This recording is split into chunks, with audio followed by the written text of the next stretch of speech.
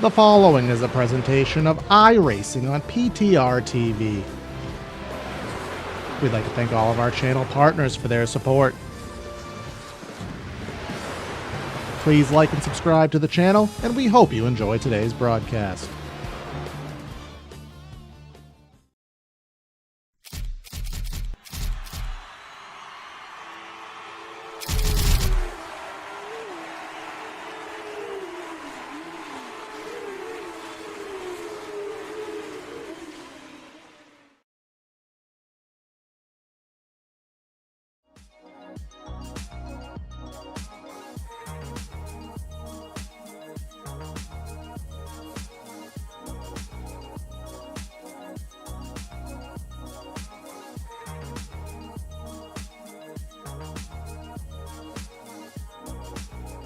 You know, there's just something about an old military airbase that really produces some doggone good racing. Whether it's you go to Silverstone and you get to watch the fun of going through Maggots and Beckett's and all of the things that come with that, or it's you're watching any other military base that you could think of. I had a list of them and it just dropped off my head. There's one thing that I always enjoy, and it's just watching the racing.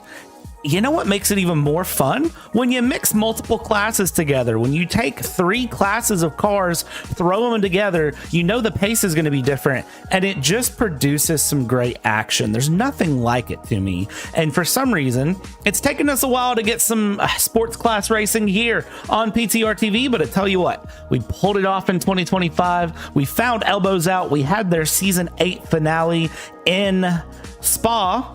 And now we're here at Sebring. So welcome everybody in for this beautiful round of Elbows Out Racing here in 2025. This is going to be their season 2 2025 campaign, 12 weeks kicking off here with the first round being in Sebring. And of course, this is going to be fun. It's a 90-minute round. It's going to be myself, Brad Dalton, here in the booth with Andre. Yes, Andre came and joined me to talk about some cars going both right and left. Andre, good evening. How are you? Doing pretty good. Looking forward to some good multi-class racing here at Sebring. This track is always really exciting to watch because no matter how many laps you turn here, no matter how experienced you might be, it always catches you off guard. It's never an easy track to navigate. It's very fast, very wide, and it poses the potential for a lot of overtakes. So I love this place. It's really great to watch in any class of cars, and luckily for us, we get to watch it in multiple classes of cars at once, watching some prototypes make their way around the track. But right now, they're in some pretty good conditions. I'm just looking at some weather info. Track temp 81 degrees as they run. In the air, it's going to be about 72, so just beautiful weather here at Sebring today. It absolutely is. I do love it. And the weather's been great the whole time through. As we ride on board here with Zachary Nerney, a fast driver that we got used to looking at with that season 8 finale.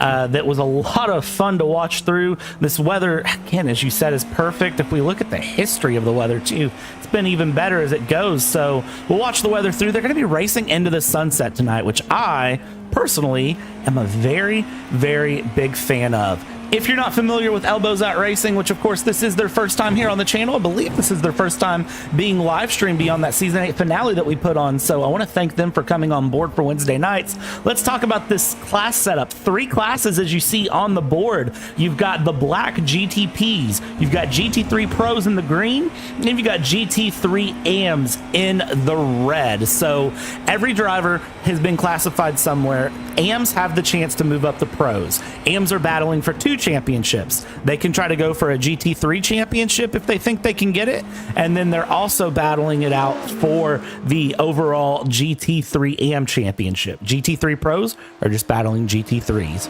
and then you have the GTPs that come across as well in battle, and you have to be specially selected and apply to be a GTP driver. You don't just get to kind of jump in and do what you want and be a GTP driver. You have to prove that you have the pace to do so. That is one of the things I really like about how Elbows Out does their league, is they're not just like, yeah, jump in whatever class you want. You have to run a little bit down in the GT3 class, prove you have race craft, and then Andre. Then they let you jump in the big boys. Yeah, got to work your way up a little bit, but I think that just ensures that drivers are exactly where they need to be, and it's going to give us the best racing product possible. I commentate another league over on another channel. They have a similar ranking system where you come into the league, you are part of a certain division. They all race the same cars. It's not multi-class as far as the equipment, but each driver is in a certain class as far as skill ranking, and they race in and among themselves for points, and they graduate and move up through the way. So not totally unusual for road course racing. I think it helps with the organization quite a bit, and it's fun because it gives you multiple things to really watch. There's multiple points of drama, different points battles, different groups of drivers doing different things all on track at once, which, come to think of it, Brad, that's going to make our job pretty hard. Two people in the booth and a whole lot of drivers looking for checkered flags. Yeah, we're looking at a total run out that I see of over 40 cars currently on this session. I don't have an exact number count. We still have drivers trying to put in times here, so I don't have the exact number count of everyone that's here as they come through. We jump in with Dwight Hibbs here, currently sitting 9th in this GTP class and running through. So let's see if Dwight Hibbs has time. Little bit of connection issues as he goes, so he's going to try to get that sorted out. Maybe not as sorted out as he'd like to have it. Let's jump on with Bob Carey as Bob Carey goes through. So you've got 12 GTPs, maybe it's 11 that I see here. I'm seeing 12 GT3 Pros and then 21 GT3 AMs. So plenty of cars on track. Going to be plenty of action to keep up with along this 90-minute race. Now, traditionally, elbows out runs 60 minutes. But Andre, we talked about it, the first and the last round of the season, which in this case, it's Sebring today, and then it's Nürburgring all the way on week 12. They run for an extra 30 minutes. They run a 90-minute run on that season finale and this season opener. Well, and it gives you a couple different ways to look at it, depending on what your mindset is as a driver. You could look at it as, I have to be perfect for 30 more minutes, and that's going to be an added challenge. Or you can look at it as, if I make a mistake, I've got more time to recover from that and make up for it. So it's going to be interesting here with the season opener, a little bit longer than the typical races throughout the season, like you said. 90 minutes is, it doesn't sound like a lot, but when you're behind the wheel and you are constantly battling with other drivers, it is quite stressful. By the end of those 90 minutes, these drivers will be spent. They will have used everything they have, and it'll be quite the challenge for them, as we only have 42 seconds in this particular session remaining right now. As far as they stand, Eric Mack in the 19 for the GTP, 147.19, which is pretty quick. Then you can see the next class down almost 2 minutes, 159.8. That is Paul Senior Nye. Paul Nye Senior. Maybe it's a formatting issue. I'm not entirely certain, but big difference in lap time, Brad. That is the point. That's what I'm looking at here. Lap traffic is definitely going to be a factor here numerous times throughout this 90-minute event. And Sebring, it's wide. You'd think they'd be able to navigate them well, but, man, when you're in it 24/7, it's going to be tough. Yeah, it's going to be very, very tough to see through. And I do want to mention that Ricardo Ferracin is showing up as a GT3 AM and is indeed in a Cadillac V Series. So we'll have to double check that and see what happened there. That, again, this is we don't traditionally do multi-class racing here at PTR TV, so a little bit of growing pains there, so you'll have to forgive us as we go. This first round, there are going to be a couple of bugs to work out here on the back end as we go and get things going, but one thing that we can get going real quick is your grid. So let's go ahead and pull up the starting lineup, and it is Eric Mack and Drew Zario first and second place in GTP, Zach Nernery and Benjamin Bechtel third and fourth. It's Eric Wineland and Aiden Garcia fifth and sixth. And then if we go on to the next row there, you've got Nicholas Rode, Matt Toppin, Dwight Hibbs, Zachary Trevino, and then Bob Carey, who didn't get in a time. So that is where they stand in your GT3 Pros. Paul Nye Sr. See, it looks right there. The timing tower has it backwards. It's an interesting problem. We'll see how we can fix that. Max Poe in second, Brian Materill in third, Tyler Steelnick in fourth, Chris Stewart in fifth, Jeff Lauderani in sixth. From there, we're going Martin Merkva in 7th, Colin Bourdon in 8th, Daniel Pinero in 9th, and Magnus McFalds in 10th, Ethan Murphy, Hunter Hoffman, you're 12. And then in the GT3 AM class, well, again, we said Ricardo Ferreisen is not in a GT3 AM, definitely not in GT3 AM, is in a GTP. So ignore that. Wyatt Kennedy will be the pole sitter for AMs. And then Ian Tenzias will be in 3rd, Seba Corns in 4th, Spick Smith in 5th, Toon Schmara in 6th, Nathan Hemperly 7th, Kylan Bruce in 8th, Lambert Poles 9th, Seth Vosselman in 10th, Matthew Ciro in P11, and Christopher Ondera in P12. P13 is Christian Cardona, Lucas Blake, Baron Neckis, Andrew Parker, Chad Tubala, Kyle O'Grady, Russell Boulon, Marcus Woolman, and Michael Webb. 21 registered GT3 AMs, again with that little asterisk next to Ricardo. And we'll see if we can't fix Ricardo really quick here while they're on the pace lap. So Andre, they do this pace lap around, and then the thing that happens after that is they come through, and then they have to remember that the GTP set the pace. GT3s have to build a gap back to the GTPs, and then they're allowed to go. All right, so interesting starting procedure, but probably for the best as they are warming up those tires behind the iRacing pace car, or yeah, we're road racing. It's a safety car here, so it even says on the side, but they are getting ready for 90 minutes of action and noticing the in-sim time. What in-sim time are we, Brad? It looks almost a little bit like sunset. Yeah, we are going to be racing into the evening here. So if we pull up this weather, it's currently 6:30 p.m. We will see the sunset hit just near the end. So headlights, another thing we don't really get on the channel. Headlights are going to be an issue and something that these drivers need to be prepared to use. I'm quite excited about that. Yeah, could be fun to watch. That view right there, Brad, that is the problem with racing at sunset.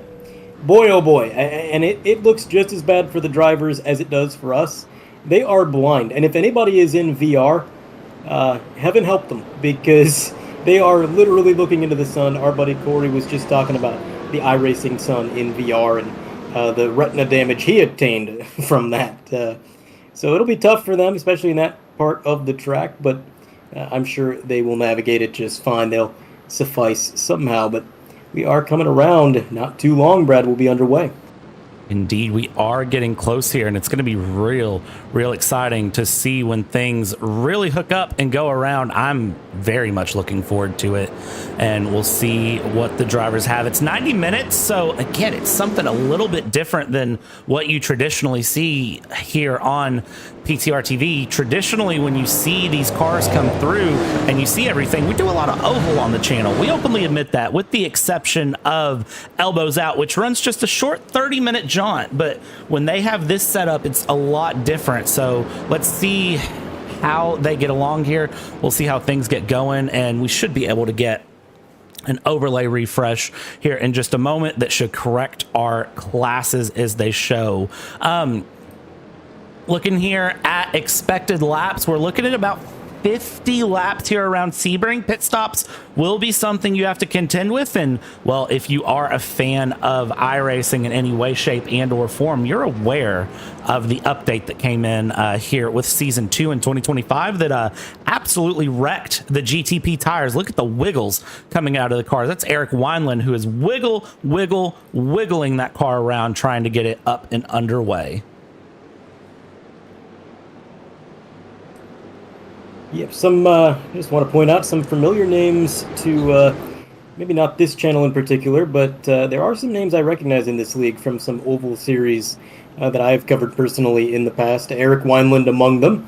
He's no stranger to turning left, and apparently now venturing into the right-hand turn world, which is a whole new adventure. Not sure how long he's been a part of this league, but interesting to see. It's always fun going from league to league when you've been doing this as long as I have. You see the same names crop up time and time again, and always fun. But the green flag does wave for the prototypes. They are out and away. They're going to thunder down into the corner. Here come the rest of the classes, a little bit further behind. We're going to single file out for the prototype lead for the most part, but look at this battle between two cars here. Porsche on the inside. Looks like the outside, Brad, actually going to prevail. He really slung that thing around the outside of that corner, and man, oh man, away he went. Yeah, we're just going to go ahead and kick things off real quick. GT3s, you can see the big action. Ethan Murphy has already spun back, had a big moment early on through turn one. Everyone making their way through. We'll get some replays up here in just a moment, but look at this field as they try to fight through. But Paul Nye Sr. able to hold on. Well, I said that, and then I believe that is Nicholas Road in a GTP sitting stationary, not in an ideal place on the track here through that narrow, tricky infield section. Hard on the brakes we go. 3 wide we're going to go, because why wouldn't we? As we send things through and around, try to get everything nice and calm and relaxed here if they can. And it seems like for the most part, everyone's gotten it underway in, well, as much of one piece as they can. Yeah, luckily he was able to get that thing spun back around. He was on the brakes, made sure everybody got around him. But that is not the start to the race that he was hoping for, as I seem to be having some connectivity issues. There we go. Again, 90 minutes on the night. That is exactly why some drivers are going to look at that 90 minutes as a blessing, because you get a start like that, you're going to need all the time you can muster to get back on track and salvage some points.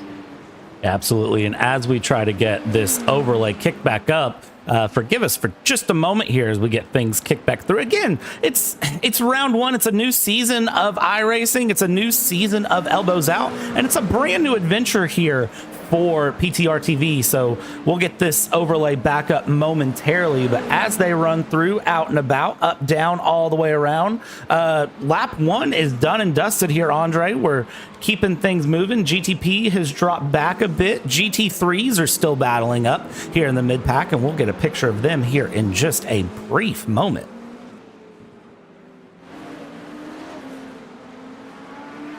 It is still going to be Eric Mack leading the prototypes. Wyatt Kennedy, the first among the non-prototypes in the running order. He is P7.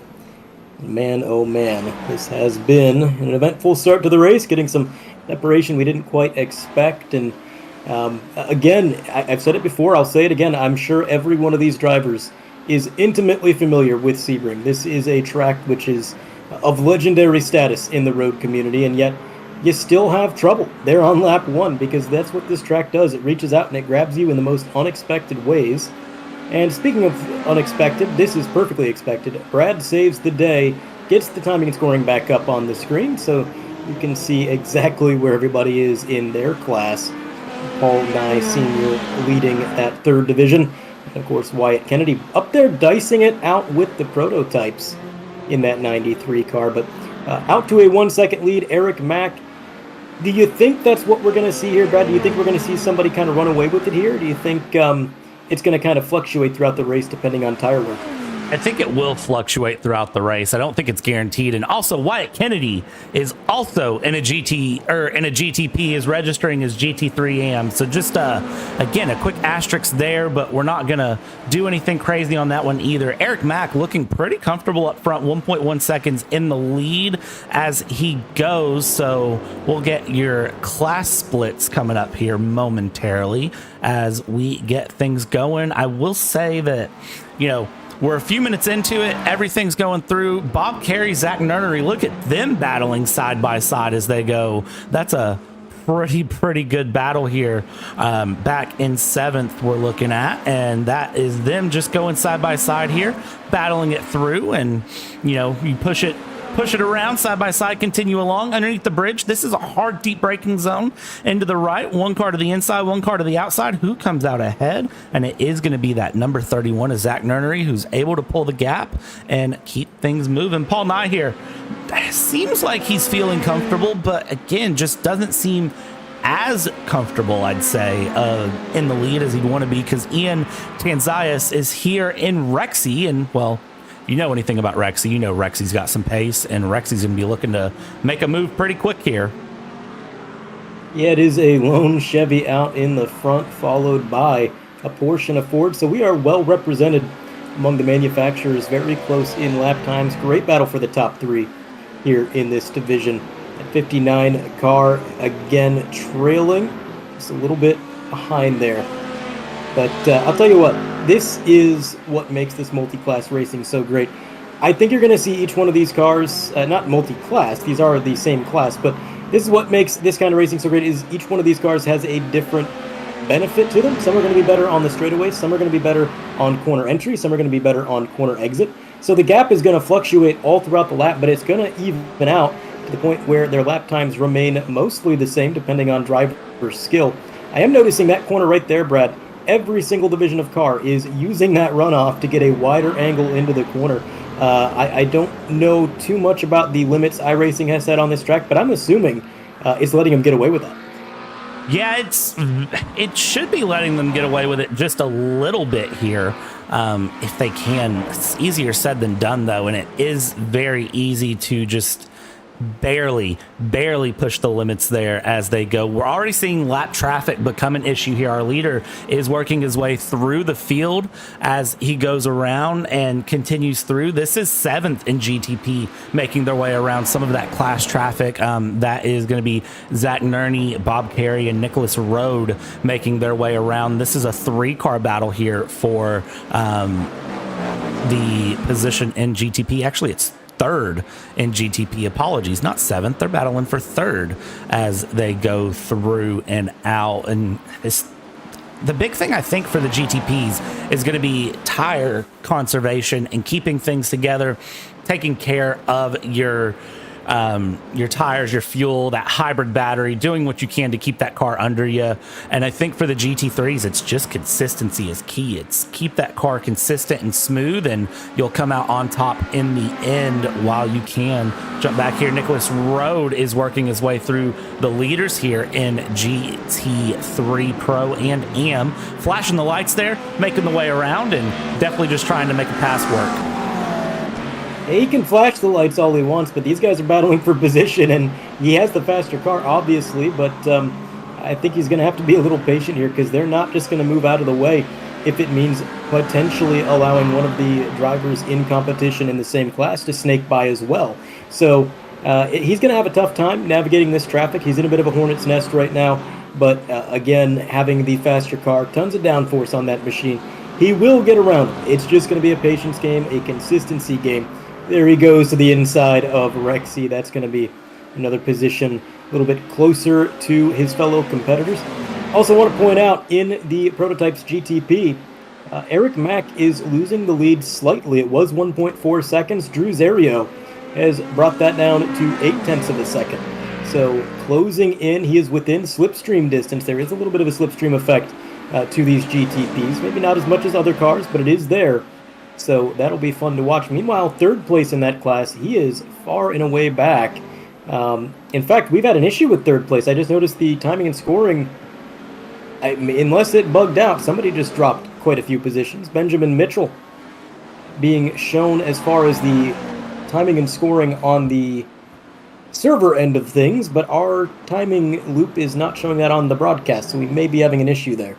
Yeah, double checking here to make sure that there is no issues on our side. Again, making sure everything works. I do see that several drivers have had some moments here early on. Let me see if we can get a couple of these good PTR TV replays going here. Let's see what has happened. So this is going to be Ethan Murphy on lap 1, having a moment and having to toe to pits. That's a big hit there through Sunset. Not having a good time. Nathan Hemperly had a moment here early on as well. Wiggles left, wiggles right, and spins it through. Nathan looks like getting that Corvette back going as quickly as possible. I do also see that Kyle O'Grady has had a moment. So what has Kyle O'Grady done here? Kyle O'Grady coming through the right-hander. The back end becomes the front end, and, well, it just doesn't work like that, does it? Dwight Hibbs also has had some sort of a moment. Oh, no, Dwight Hibbs was coming out of the pits. What has Dwight Hibbs done coming out of the pits? Looks like just very wide, very slow. I don't see anything too wild there, but that's registering for me as a crash, maybe just slightly running off track there. I gotta wonder why he was in the pits to begin with. We're not very far into this event. I don't know if he got some damage maybe from an unseen incident or what was going on there, but very early to be coming down pit road. I cannot assume that was a scheduled stop.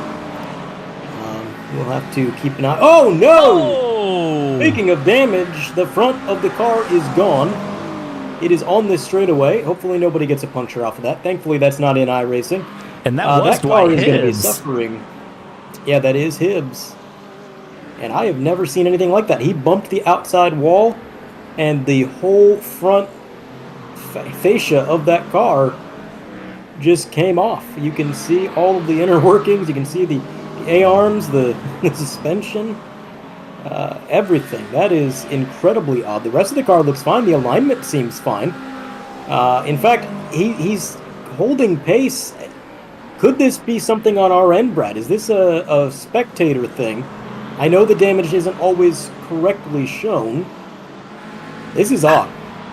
This is a very weird one, and I'm not sure exactly why this is happening. This is, this is a very unusual one that I'm not used to seeing. So, what in the world? I've never seen a car have damage like that and continue on, unless he's not aware of it, or I don't even know. Well, I mean, even if he is aware of it, what are you going to do? I mean, you just kind of have to try to limp the wounded horse around it. It's an odd situation. I think he is hurt on pace, though, because you can see there is some sports cars in front of him, and he's struggling to keep pace with even them. So, not doing the best as far as pace. That car seems to be wounded pretty significantly. I don't know what caused him to get into the wall. If it was just a misjudgment coming out of the corner, maybe cold tires, who knows. But here we have a few drivers working their way through traffic. And again, they are going to be dealing with this all night long. It'll be a persistent issue for these drivers. Top three in the prototypes: Eric Mack, Drew Zerio, Benjamin Betchel. Going to be P3 there. Matt Topin is going to be fourth. He's about 8 seconds off the leader, about 8/10 back from third. Zachary Trevino, Eric Wineland, Zachary Nerney, all the GTPs up front. Wyatt Kennedy also in the GTP, but again, not showing correctly on the scoreboard. So, good battles, but man, the star of the show right now is just the damage that car got. I still cannot believe. You can see, Brad, they are cutting it close. They're really swinging it wide on that corner exit. I think that might have just been a bit of a misjudgment.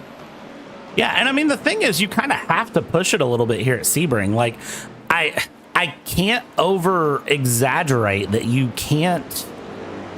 Wow, how do I phrase this? How do I English language this in a way that actually makes sense? You can't over-exaggerate the idea of the... of how much you have to push the car. There we go. That's words. I can actually, use my words here today. It's been a long Wednesday, and it feels like a Monday and a Friday at the same time. But yeah, there's a lot that can go into this that you have to push and go through. And also, I just want to point out one thing here. If we pull out the GT3 timing tower, guess who's now showing in the right place on the timing tower? Hopefully no more issues here tonight as we go. Fingers crossed. However, I never claim anything. So going through, you have to get the most out of these cars, especially even though it's just a 90-minute race, right? You have to push the entire time. You cannot hold back that 5% you want to. You can hold back 1-2%, but if you hold back too much, you're going to end up like Eric Mack right now, who's under some pressure with Drew Zerio by about 0.4 of a second. Yeah, Zerio's been reeling him in. Little by little, I think traffic has played a bit of a part of that. Obviously, being the leader, you're going to struggle to get around E-lap cars. They don't really want to give it up to you as much as they will give it up to second place. But that will lessen as the race goes on. These cars will get more separated. They'll be a little bit more comfortable letting the fast cars go. And as the sun sets, those headlights, when they flash them, getting a little bit brighter and brighter. But this is going to be a good battle. Zerio and Mack have been very close in pace. Last time by, though, Eric Mack actually edged him out just a little bit as far as pace. 151.9 for Eric Mack and a 152.3 for Zario. So they're kind of trading the lap times back and forth just a little bit. Obviously, the traffic is going to make those lap times fluctuate significantly. But when it all evens out, they are still battling for the lead. And then a big gap, 7 seconds back to Benjamin Betchel and Zachary Trevino, who are in a bit of a battle in and of themselves. They're about a second apart for that division. And I'll tell you what, if they stay this close together for the next hour and 14 minutes, they are going to be exhausted by the end of this thing, mentally and physically. Yeah, riding on board with our race leader here going through, and you can see just how challenging it is through this very narrow infield to carve your way through the GT3 traffic. Goodness gracious me. Talk about having, goodness gracious, great guts of fire. What in the world, Eric Mack, did you eat for dinner tonight? Because that was just what I call a gutsy move, and now you just run through straight into Sunset. Absolutely nothing to the name. On the inside, flat out, that's Rexy in front. Now approaching Sunset is your race leader going through, and I mean, look at that, 150 miles an hour entering Sunset. That's beautiful is what I call that. Yeah, and I'll tell you what, that is why Zario needs to stay on the bumper of Mack, because the thing is, if Mack gets out to a big lead, he can take his time with that lap traffic. He can be patient and he can make smart moves. He can afford to do that. But if Drew Zario is on his bumper and the leader in Eric Mack knows, hey, if I'm too patient with this lap traffic, if I let them slow me down too much, I'm going to lose the lead. That forces the leader to make some of those optimistic moves like you caught on that onboard that had you so befuddled. It forces him into making crazy moves like that. And the more crazy moves you make, the more likely you are to make a mistake. And that's exactly what Zario wants to force the leader into. So that is just one thing you got to keep in mind. Now, as far as GT3 Amateur, not much of a battle there. Seba Cornez, or again, I'm going to butcher names here. If that is incorrect, I apologize. But they are leading the way in that 069 car. But for the GT3 Pro, a little bit more of a battle here. Paul Nye Sr. only has 2/10 over Tyler Steeneck. Again, gonna mess up names. Tyler Steeneck is only 2/10 back. So great battles all across the field for multiple divisions here. That is what Sebring brings. You can see the scoring pylon right there for the GT3 Pro. What a battle this is going to be. Mustang versus Chevy. This is a story as old as time, Brad. I was about to say, I don't think we could have wrote this story better ourselves. Let's get the manufacturers here on the right-hand side. And, of course, Poe is the only one not showing something. Poe has an Acura, but everybody else has a manufacturer logo there on the side. These manufacturer logos will be revamped as the season goes. We'll get some better graphics. And, again, this is week one. We got everything going here. We got everything set up. We'll do little things to make it a little prettier here and there as the season goes. And I'll tell you right now, those logos, that Porsche needs a better logo. The Lamborghini needs a better logo. Look at the GTP carving the way here past Paul Nye Sr., who is followed there by Steeneck in the Mustang. I like the GT3 Mustang. I don't know about you, but maybe that is just a me thing, but I really like the GT3 Mustang. I think it's a very, very good car, and it's very fun to enjoy. So I think it handles well, too, all things considered, for what it is. Yeah, I mean, it's funny. You look at this Chevrolet, and it's aerodynamic. It looks almost more like a Ferrari than it does a Corvette. But then you look at the Ford, and it's just a brick. It's a brick with wheels and a big old wing, and it's got a whole lot of horsepower, and that's what it does well. It is very inelegant, I would say. But yet, it is a fast car. And look at this! Oh, is he going to try to split the middle? They're side by side. This is a GTP's worst nightmare. Two drivers battling for a class lead side by side. You know they're not going to pull over. They're not going to give up an inch. And here you are with the faster car. You have no way to get around them without just waiting for somebody to slip up. Luckily, they're not side by side now. An opportunity may present itself, but that is a new leader for the GT3 Pros. Tyler Steeneck in that 33 Mustang is going to lead the way, but they got to take the non-preferred line as these GTPs work their way around. What a cluster this is. They still got three more behind them as well.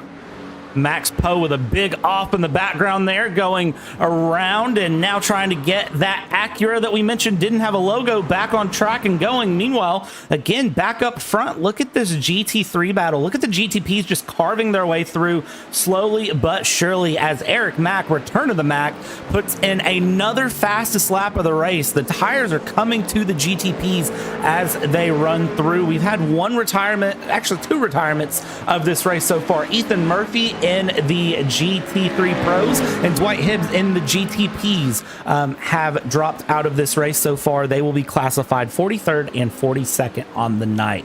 For Steenek and Nye, I mean, that was just a worst case scenario. Steenek runs a little wide out of turn one. Yeah, for a GTP, that's your worst nightmare, as you said, Andre. And I mean, maybe this is just a me thing, but if I'm a GTP, I let those two battle it out and then I get through after the fact. I don't play the game. I don't mess with anything there. I just let it go. Yeah, I would have to agree there. I mean, you got to be patient. It's like everything else. It is a fine tightrope they're walking. You want to be patient. You want to play it safe because to be there at the end, you have to be there at the end. You have to have a car underneath you to have an opportunity to win this thing. And if you throw it away, making a gutsy move early on, well, then it's all over. But you can't be too patient either. You can't play it too safe. You can't lay up and, take out the 5-iron and say, well, we're just going to, we're going to play it safe here. Because if you do that, everybody behind you is just going to reel you in. They're going to pass you by. And then at that point, now you got to make hay. And it's just not ideal. So you really got to be opportunistic. And when you are being patient, you're letting them battle it out. You need to watch them like a hawk. And the second they slip out of line, the second something goes sideways, you need to be there to pounce, because if you miss that opportunity, it may not come again soon. Absolutely. Zach Trevino holding off Matt Toppin and Eric Wineland, running in 4th, 5th, and 6th respectively here as they follow around, try to battle where they can. That's a wiggle from Trevino. They absolutely scared me on the exit of Sunset. These GTPs, I tell you what, I know iRacing updated the tire models. They did big updates here with Season 2. The hybrid model I know still needs a little something, but doggone, these cars are just, they don't look as comfortable as I remember them being in seasons past. I mean, I remember these things used to be planted and doing 200 plus miles an hour through turn one. Now you come through Sunset the wrong way and that car is just going to snap, and talk about hands on Zachary to catch that car. Well, and I'll tell you, we saw exactly what happens when it does snap with Hibbs getting into that wall, losing the front end of that car, and ultimately calling it a night. That would have been significant damage. I got to wonder how much mechanical damage he had versus aerodynamic, because visually, it looked like the bodywork of the car had just peeled off and everything underneath was fine. But then again, iRacing does not model internal damage, so if something was out of alignment, if something was broken, we would not see it on the broadcast necessarily. So that is maybe why he took it behind the wall for the day. But man, just a rough start. And again, I keep saying it, but this track does not care how good you are. It doesn't care how well you know it. Every now and again, it's going to jump out and surprise you. But I love the entry to this corner as we ride on board with Toppin, trying to reel in Zachary Trevino and make that move. They use that little bit of runoff to get such a good run through the corner, and that speed carries all the way down this straightaway. That's why they're doing it. It's going to be just a few extra mile an hour more, but it counts. Every single tenth of a second counts. And you can see how deep it was that Topin sent it in there. Topin. Again, we are going to mess up names. It is the first week with this league. Please, genuinely, if you are a driver and we are butchering your name, send us a DM. Let us know how to pronounce it correctly. We are not doing this to insult you. We're just not the brightest bunch. Not the brightest crayons in the chandelier up here in the booth. So feel free to correct us. In the meantime, this battle continues. And looking up towards the GTPs up front, again, Zerio and Mac continuing to go at it. Yeah, and this is, again, just 0.6 of a second separating them, so they continue that through. I want to look at the last lap they both ran. and we'll pull that up on the bottom right. So Mac last lap was a 147.6, 147.2 for Zario. So Zario is reeling things in slowly but surely. And look at this, traffic is definitely playing a bit of help on that, because that gap is going to continue to come down 0.6 of a second. It still stands as it goes through. Gap not updating as frequently. I'm not sure what's happening there, but the gap is actually updating pretty slow here. So again, apologies for that as it runs through.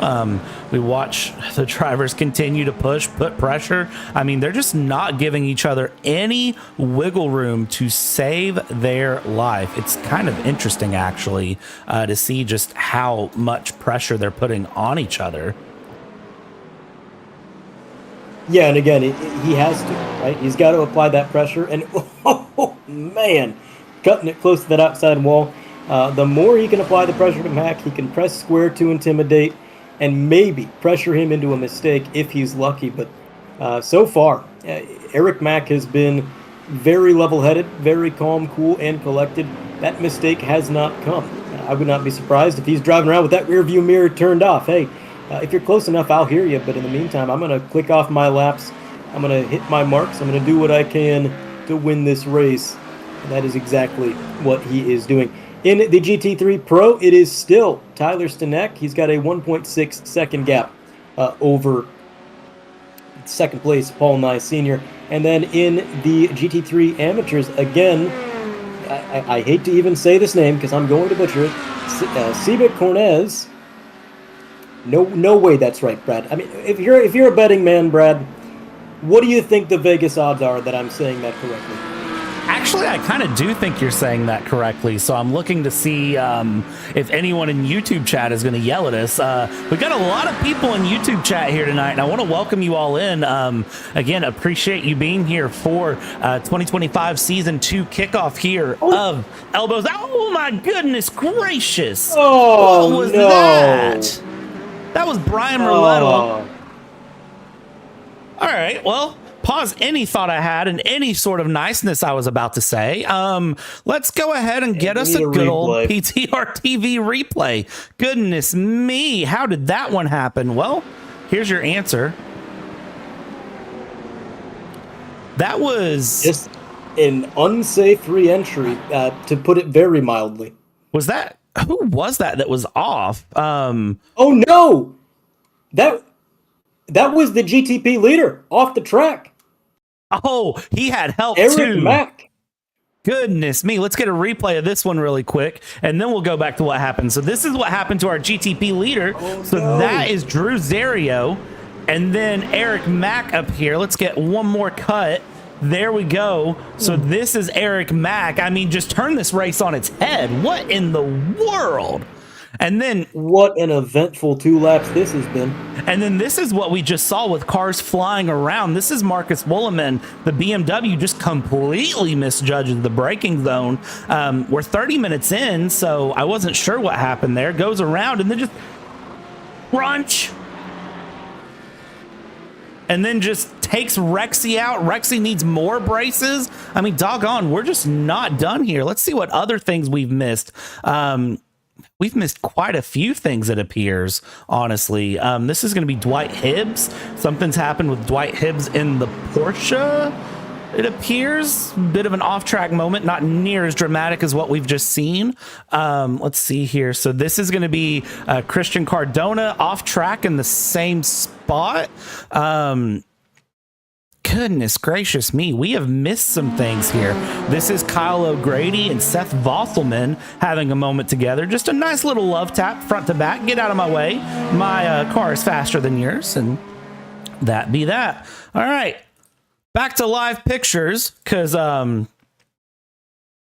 well, in live pictures, goodness me. I don't even know what to say back to that. That was something else.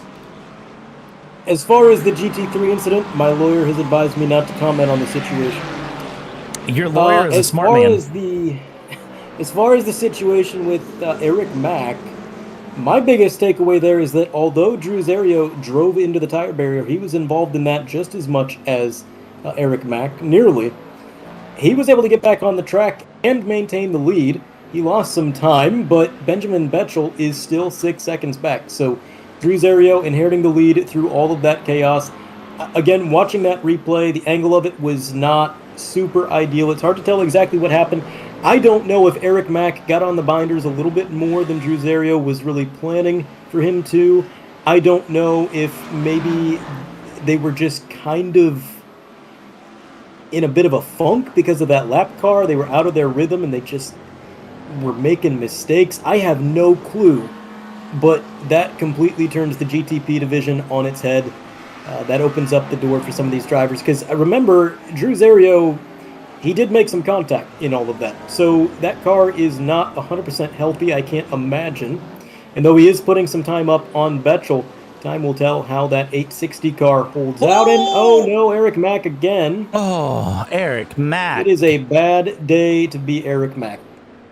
I was going to say return of the Mac, but goodness gracious, Mac isn't returning at all. You might want to send Mac back to the back, because he's not having a good time here as it stands. I can't help but feel for Mac. Goodness me. Ugh.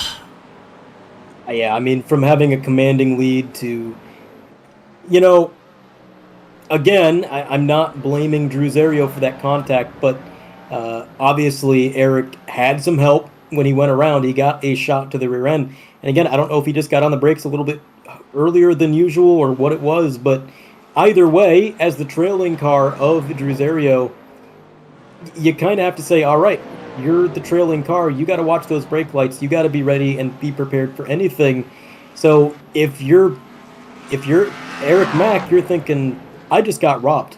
I absolutely just got robbed. And now he's got 60 minutes that he's got to drive around Sebring and stew about the fact that what could have been a surefire win has been taken away. Another incident in front of him, having some issues. I believe that was Nicholas Road in the 044, having a little bit of trouble out of the corner, but he got around him. I believe that was as well. Trying to find Nicholas Road here. That's Nicholas Road right there. So Eric Mack now up a position, but man, it's a long way to go. He's got a considerable gap to get his way forward, multiple laps actually to get his way forward as we come through. Sun is setting in Sebring here. Let's take a look at the weather as it stands. This is the 15-minute history. It's been dry the whole time. Track temp coming down air temp coming down just slightly to 73 degrees, and it will continue to come down on the night. So 69 degree air, 73 degree track. Just a gorgeous sunset all the way through. I don't think you could ask for better, really. Field is continuing to kind of push through. Eric Weinland, Ben Bechtel, and Zach Nernery. These three GTPs have just not let off of each other the whole time. We're not to the point of pit stops yet, but we're not that far off. 18 laps currently have been ran by our race leaders, so that is where the stints currently sit. We'll pull that up on the timing tower for you there on the right if you're curious who's where, because there are some lap differences.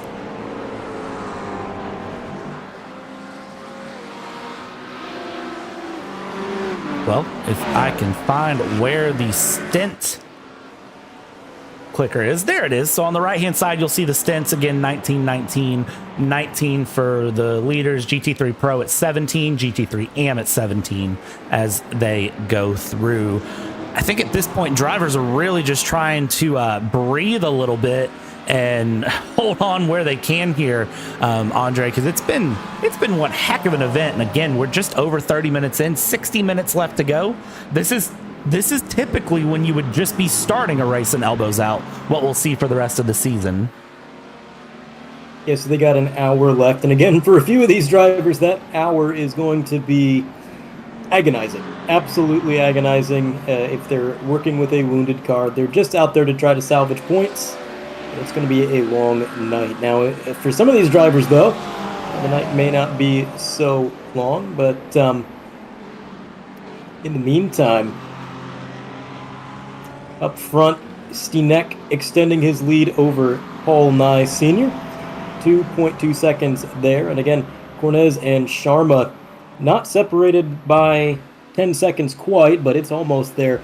Big gap in the GT3 amateur division. So We had some good battles going on, but all of the chaos has gotten us to the point of a little bit of separation, which for the drivers, Brad, may not be such a bad thing.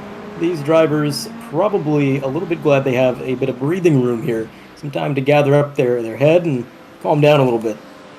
Agreed. So I'm going to ask this of you, and I'm going to ask it of YouTube chat. But we have this thing here. Again, if you're new to PTR TV, there's a thing we do called temporarily loud engines. I'd like to find a way to bring that in here at Sebring. So I'm going to ask, what car do we want to do some temporarily loud engines with? You got a preference of car? I have my pick personally, but I'm going to ask you, Andre, where do you want to hear temporarily loud engines? I think I want to hear that Mustang of Stanek in the 33, but again, we'll leave it up to the viewers. We'll see what they want to say, if they put anything in chat, but you can't beat that Ford muscle. It's a good sound, iRacing sound direction, very improved over the years. All of these cars sound good, but we'll put our biases aside and see. So I've got the Caddy or the Mustang, and then I see the number 28 of Ben Bechtel that has been picked. So those are the two options. So I tell you what, we're going to step aside for a second, let you enjoy some temporarily loud engines here. We'll be right back with you here in a moment. And any, mini, mighty, mo, we are going to jump on with the Mustang of Stanek here for just a couple minutes. So let's find a good camera angle. Let's get you nice and happy and comfortable here where you want to be. And I believe where you're going to want to be is right here on this roll bar. Let's go temporarily loud engines.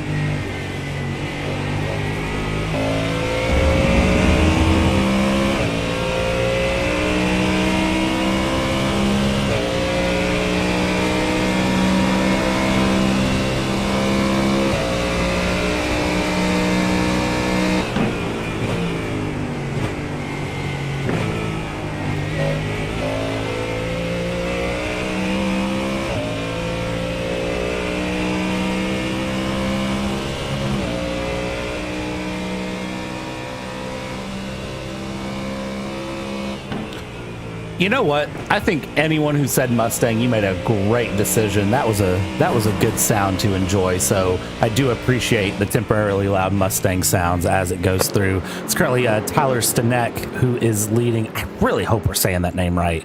For some reason, that extra E is throwing me off, but I really hope we're saying Tyler's name right. Tyler currently in the lead of the GT3 Pro class by 4 seconds on a 20-lap stint and continuing while we are riding on board with temporarily loud engines. Trevino, Bob Carey, Eric Mack. Sorry, no, not Eric Mack, but Trevino, Bob Carey, and Nicholas Rode all came into the pits in the GTPs. And I would anticipate GTPs on 22 laps. They shouldn't be too far off from making pit stops, I'd say.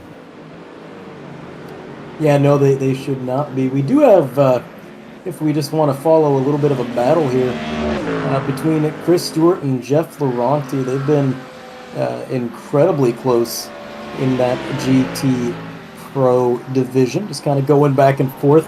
I believe this is for fourth in class, so just right off the podium there, going back and forth in a Lamborghini. We're not seeing too many of those out here, Brad. I'm a fan of the Lamborghini too. All of the GT3s have their characteristics, but if you can wrangle them just right, I mean, you have a pretty good time with them. So I do like seeing Lamborghini get love, because I feel like it is one of those cars that doesn't get near enough love in iRacing, which there's a long list of cars that don't get near enough love. But yeah, Laurenti and Stewart here battling things out. Again, Mustang versus the Lambo as they run down towards Sunset. On Sunset. Can't ask for much better here as we jump on board. And yeah, look at that sunset coming straight down. This Lambo is going to look here. Chris Stewart trying to make a run. That Mustang light tap of the brakes to get the rotation through Sunset. Lambo runs wide, and I believe that is actually going to be a pit stop there for Jeff in the 97. It is indeed. Class leader going to be coming down pit road, I believe there. I believe that's Tanak, is it not? No, it is not. That is another Mustang. I don't praise iRacing very often, if anybody is a regular on the broadcast, but I will say, Brad, this sunset is genuinely beautiful. iRacing has done such a good job with their graphics and their visuals lately. It is really impressive to see. The pit road getting busy. Laurenti on pit road. Kennedy in the 93. I believe Laurenti was that Mustang that we saw coming down pit road. Jack stands do go up. They are going to be taking tires, Brad. Now, you're the sports car guy. I obviously not as into the sports cars. I know of them, and I know enough, but how much do you think these tires are really going to affect them? Here's going to be the problem with tires, I think, as we watch it. Oh, Bob Carey's around. What has happened to Bob Carey? And we'll leave the pit stop timer on the top right there for a minute just to keep track of different cars. Bob Carey having a moment. Let's see if we can get a quick replay of what happened to him. Bring that back, because I have a feeling that was a little bit of help from somewhere. And actually, no, it wasn't. No, I think he was just trying to send it to the side of the GT3. Just wheel hopped it a little bit, getting into the corner. Yep, and around he went. Did a really good job locking up the brakes. He saw that car coming and got back on the brakes a second time. That is exactly what you like to see, keeping it safe as he recovers. Now he's going to have to try to do it again, although this time his tires will be screaming at him because they are now a little bit flat-spotted. Indeed. Wineland into the pits here, and this will give me a second to kind of finish my thought. So the problem that I think we're going to see with the GTPs, and again, this goes back to the new iRacing tire model, is that the tires genuinely come out cold now, and they come out without grip. You don't feel the grip in the car like you would otherwise. So when you come out, you really are fighting the car for grip. So we'll see here when Wineland comes through and out that Wineland is just not going to have a lot as that Cadillac GTP gets serviced in that 02. Now waiting just on that hybrid battery to charge. We'll see about, shouldn't be too much longer of a pit stop. Looks like maybe taking a bit longer, 40.8 seconds. Come out of the lane. Let's hop on board here, because here's the thing I want to really see. How timid are we being in this car? And, well, watch this. Watch how slow Wineland's going to have to be, how cautious. And again, slow and cautious in GTP is a relative term. But look at this. Just not wanting to steer. Those tires are not up to temp. They're not cooperating yet. You have to be so timid. You're almost slower than a GT3 at this point as you come through. And now it's just on. Try to get some heat built up in those tires. Try to get things going. This lap and the next lap for Wineland are going to be the easiest to make a mistake. Now, watch what they're doing. Wow. Kind of on his own, though. Not really anybody behind him. So he can take this time to get tires up at his leisure. And then once they are then take off, start running some better laps there. There is Bechtel in the 28.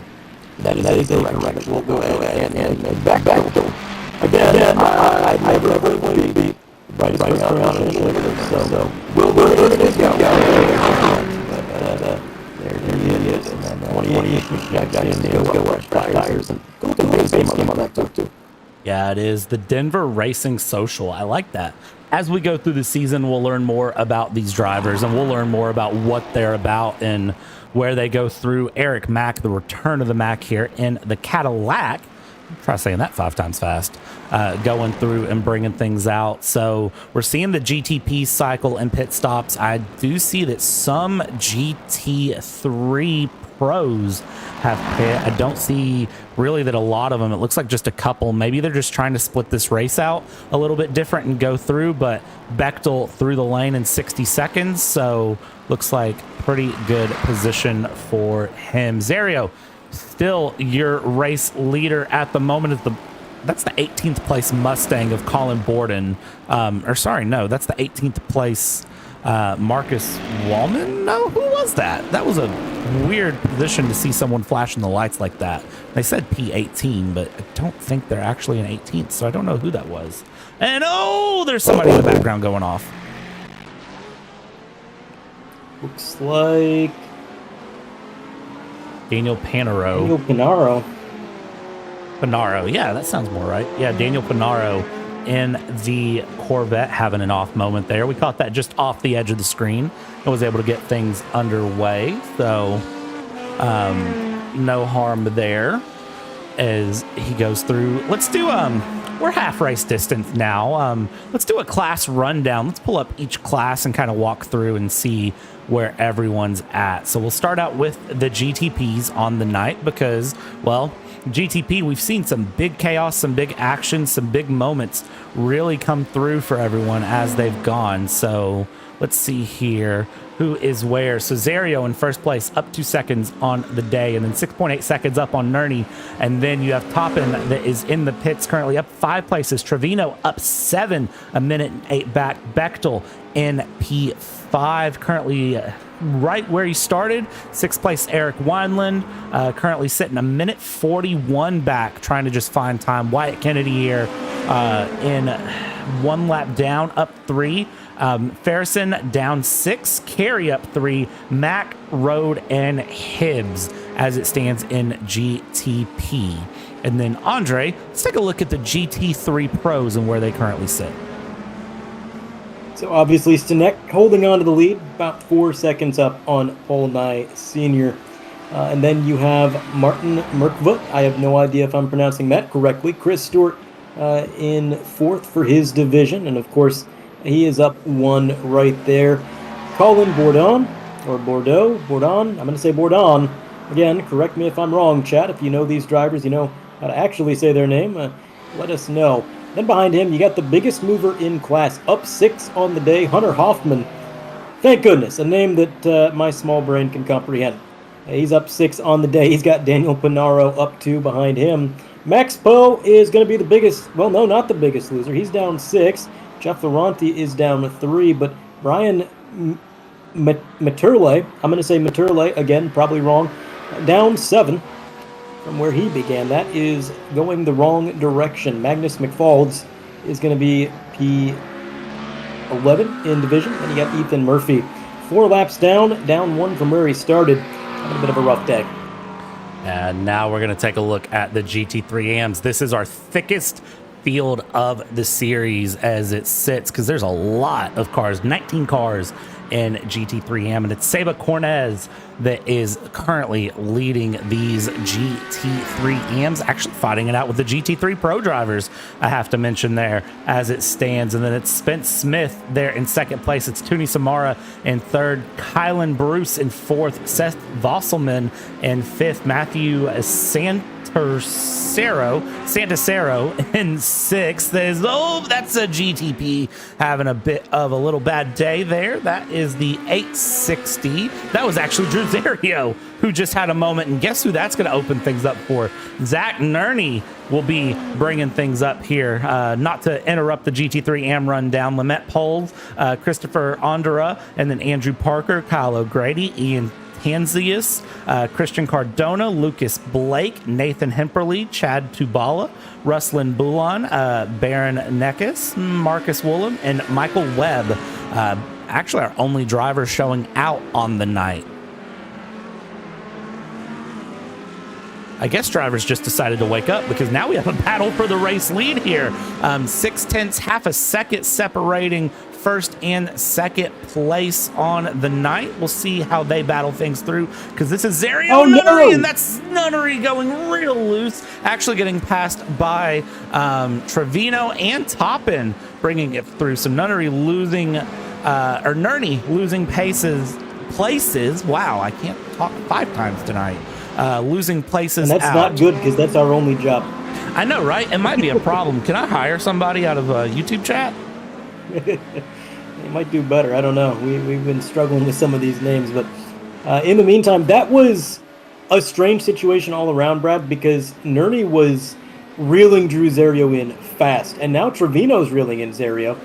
I gotta wonder if there is some damage on that 860, because look at this, down to a 10th, and around he is gonna go. New class leader, Zachary Trevino. That number 860 has got to be wounded. I mean, everybody behind him was reeling him in at about Mach 1. And again, he's not going to be able to defend for second place. Around the outside is going to go Toppin. I don't know if there's any damage on that car. I don't know if something is wrong with the tires. Maybe he didn't take tires. Something is going on here, but he is struggling in that number 860. I don't see any damage as we kind of get a real close picture of him here. Trying to look through, I don't really see anything, but these GTP cars can be so sensitive that not seeing anything can make no difference. Matt Toppin now dropping off and losing some places. And Zerio will end up back in second place as they go. These three are not done on the night. Let's hop on board really quick with the Porsche 963 of Matt Toppin. It's a Porsche 1234.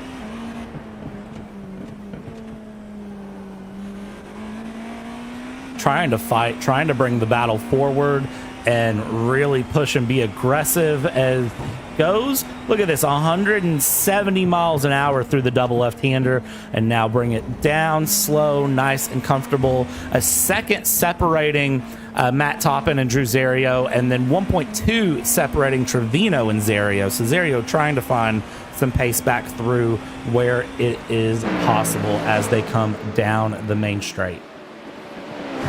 Yeah, they are going to be working their way into this final corner. Again, very tricky part of the track, although it's getting a little bit easier now that we are headed into the nightfall. They are not dealing with the sun in their eyes. They can actually start to see a little bit around this circuit. Ironically, it gets darker, they can see better. The lights are on full time now, and we are racing well into the night here at Sebring. Again, you mentioned the Porsche dominance here for GTP. It's a very fast prototype in real life and here in the sim, evidently. But I'll tell you what, it has been a topsy-turvy race for the GTPs. Really, the only stability we've had is that Tyler Stanek has been a dominant car in GT3 Pro. Zibic Cornez has been dominant in amateur as well. Amateur division has had quite a bit of drama so far on the night, but boy oh boy, it has been way more eventful than I was expecting this race to be, and that's saying something, because I always expect a little bit of excitement out of Sebring. This battle right here, about 0.8 of a second between Sharma and Smith, trying to reel each other in a little bit, give us a little bit of a show here under the headlights, but I don't know if he's quite going to get there yet. He is reeling him in a little bit, corner by corner. Definitely giving it an old college try. It looks like trying to pull things through. Let's take a look at what their last laps are, because that's really what's going to tell us. 2:02.5 to a 2:02.6, so just about a tenth faster, a little bit of pace there in that McLaren against the Acura as they go. So Shamera and Smith will have some time. This is going to be Christopher Ondera into the pits, going in and getting his GT3 Porsche serviced. So now we have GT3 starting to cycle through pit stops. That'll make things interesting, but surprisingly still on track. Tyler Steenick and Paul Nye Sr. separated by almost 5 seconds. Yeah, big separation there for the GT3 pros, but Steenick has definitely been stretching out his fuel load, trying to take this thing as far as he can. I believe he should easily be able to make it on one stop alone. Here comes Paul Nye Sr. getting that Corvette fueled up, maybe get some tires on that bad boy, get back out there, see what he can do. He is going to give away. Tyler Steenick right in front of him as well. So the two class leaders, 1 and 2, down pit road. That's going to pass the torch to Laurenti, and actually no, Martin Merkva going to move up into position there. Chris Stewart as well. Scoring pylon confusing me ever so slightly, but there he is in that number 32, leading the way and stretching it just a little bit further than the rest. Yeah, and he is going to be trying to just run this thing forward, go as fast as possible, and get some pace pulled out. Again, we're getting into that nighttime. Headlights become oh so important. You really don't have a lot coming around, so you just got to kind of keep things moving here. Martin Merkva looking very, very happy with the position that he's found himself in. Currently leading, but again, still needs to stop. Chris Stewart still needs to stop, and Colin Borden still needs to stop as well. Going to be interesting to see what happens through Zerio. I want to check back in with Zerio here, because Zerio currently sitting about 0.6 of a second off of Trevino up ahead. They are on very different stint laps, though. Trevino is on lap 13 of the stint. Zerio is only on lap 4. So I would really be expecting Zerio to be pulling out the most of a gap here, if possible. And again, I can't quite figure out Zerio because he was hemorrhaging time not too long ago. And again, it could have been a result of older, or cold tires, I should say, coming out of the pits and not being able to push that car quite as much. But he was bleeding seconds per lap, and now he has caught the division leader, Zachary Trevino. He's going to dive it down into the inside.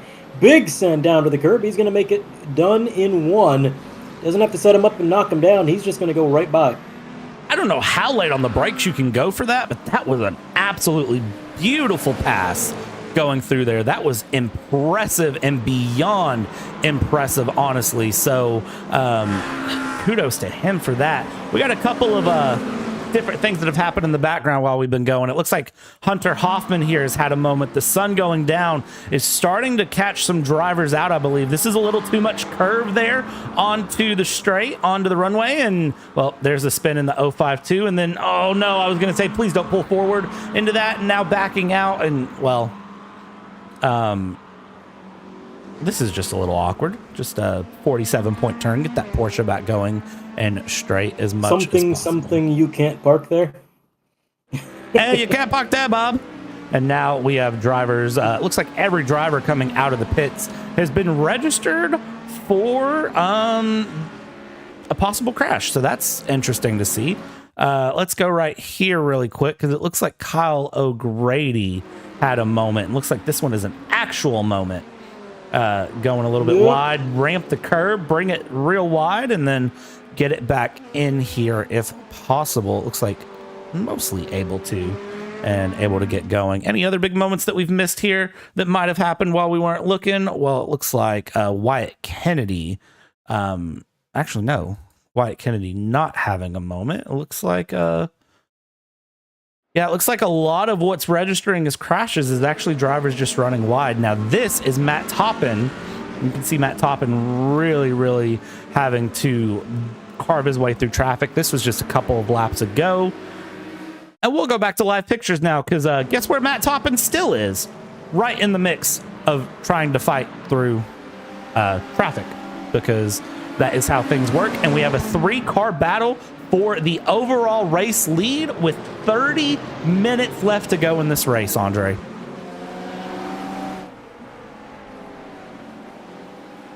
Yeah, they have found each other on the course, and again, different strategies between them. If you look at the stint laps, Matt Toppin, 6 laps on his stint, 5 laps for Drew Zerio. The oldest tires in this bunch, second place Trevino, 14 laps on those tires. So different strategies, but still very close in pace and a little bit of traffic to contend with. And I got to tell you, I think what we saw earlier, the more I think about it, was Drew Zerio kind of showcasing how much slower those cold tires are, because that is exactly what happened. We have an incident a little bit further back. Not sure who that was. He's just at the top of the screen. I'm trying to find who that was. It's not coming straight to me. I think that was Zach Nerney. Let's see if we can't get a PTR TV replay of that. Looks like Marcus Wollum has had a moment again. I feel like we've said his name once already tonight. And Marcus, very, very loose there. Gets loose. Hold the brakes, hold the brakes, hold the brakes, hold the brakes, hold the brakes. Hold the brakes. Hold the brakes. Oh no, oh no, oh no!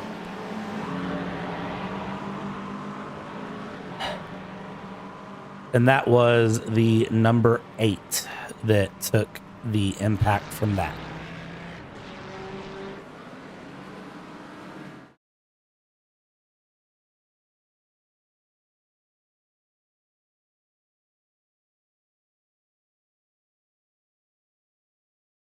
So, and that was Kyle O'Grady. I do want to do an onboard with Kyle O'Grady here and see what Kyle saw.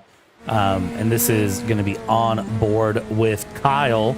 And as Kyle comes around, I mean,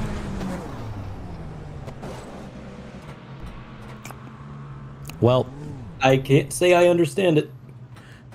I cannot say I understand it. Nothing we really can't say there, Andre. So, unfortunately for Kyle taking a big hit, and well, this is live pictures with Kyle coming through and out of the pits now. It looks like getting that car through and around. So getting things going. Things have loosened up for the lead up in GTP. Zerio, Toppin, Trevino have sorted things out. Steenek and Paul Nye separated by 1.9 seconds. I believe Paul Nye has really been picking up the pace. And I'll tell you what, with about 28 minutes to go, we are going to take a quick break here and enjoy some scenic cams around the track for a lap. And this is brought to you by Whiplash Sim Cams, PTR TV partner. Whiplash Sim Cams for all of your iRacing broadcast needs. They provide all of the camera angles that you've seen here tonight, this evening, and they will continue to provide them for PTR TV through the season. So if you're interested in that, definitely reach out to them and inquire about getting some of the best quality iRacing cameras in the business. But we're going to let you enjoy a lap here following Paul Nye around from these cams, and we'll be back with you here in just a moment.